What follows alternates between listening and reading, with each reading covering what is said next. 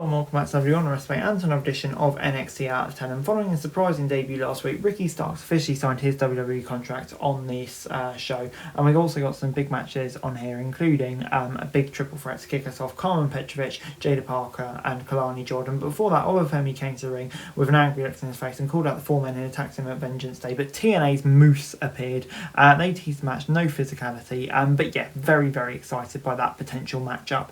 What a clash of styles that'll be. Before we got the first match between Parker, Jordan and Petrovic, battling out for a shot at Stephanie Vickers' North American title. All three women traded shots until Petrovic was driven out of the ring. Jordan hit a nice springboard moonsault to take out both rivals at ringside and take control. She had the upper hand until Parker began to overpower her. All three of these superstars have shown great growth in NXT, and this is a good illustration of that. Everyone's offense looked good and they all work well together. Petrovic was able to score the win with the help of the Tante the Adonis, but continued as Parker and Jordan fight into the crowd. So yeah, Petrovic gets the win, but Parker and Jordan have their own storyline going on. I think Petrovic could have a really great match with Vickers. So yeah, on the whole, I'd say this makes sense. 6 out of 10. We then got Zarya and Sol Ruka taking on Lash Legend and Jakara Jackson. Jackson and Ruka looked to start this tag team match. Legend had the power advantage, but Ruka had the speed. All four women had a chance to work together at different points, but the matchup everyone wanted to see was Jackson and Zarya. Time they made contact, the crowd paid attention. While this had lots of good energy and some fun moments, it also had sloppy spots that could have looked a little better had they just slowed down a bit. Ruka was able to get the pin for her team after hitting her finisher on Jackson. It was decent, but also left a lot of room to grow. So yeah, I'll give it a 6 out of 10. After the contract signing with a newly named Ricky Saints, it pretty basically went where he had few interactions, set up matches like Wesley, which is going to be a great match. I mean, Saints is alright. Obviously I prefer Starks, but it's a compromise and it's not too bad.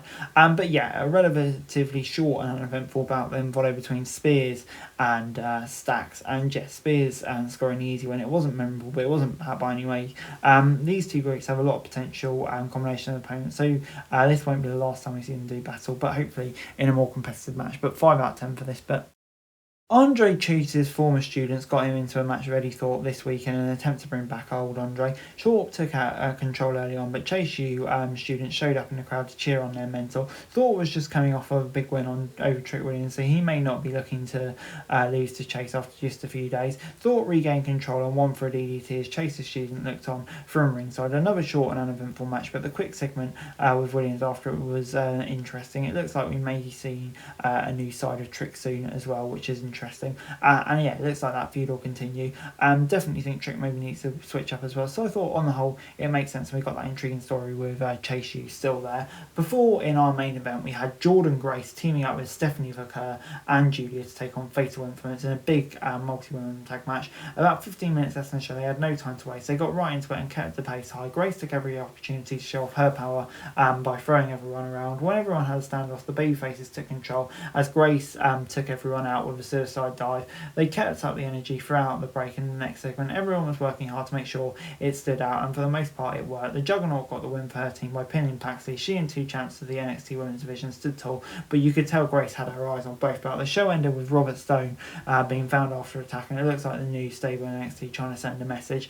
Very much a message sent by the NXT Women's Division, how strong the baby faces looked, and that is a very interesting dynamic, those three, in the coming weeks. Overall NXT gets a 6 out of 10 from me. It had a few notable moments, but the biggest talking point was of course the new Ricky Saints and a really strong women's match to win the show. So yeah, I think there's lots to be excited about in NXT, the calibre of stars coming in at the moment and stuff like that. So yeah, very intrigued to see what that's it for this video. Thanks very much for watching. Remember to like, share, subscribe, follow us on our socials, link in the description below for daily wrestling news, meme and content. Subscribe to our other channels on screen right now, that'd be greatly appreciated. Thanks very much for watching. Peace out.